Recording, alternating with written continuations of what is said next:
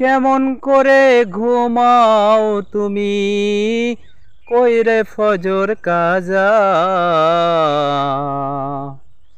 এমনও তো হতে পারে জোহরে জানাজা তোমার।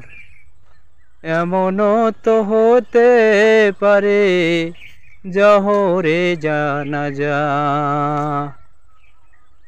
মুসলিম হয় না জন্ম নিলে মুসলমানের ঘরে, কাফের মুমিন তফাৎটা হয় সালাতের ওপরে, তোমার নামাজের ওপরে। তাই এই জীবনে হয় না যেন, এই জীবনে হয় না যেন নামাজ তোমার কাজা।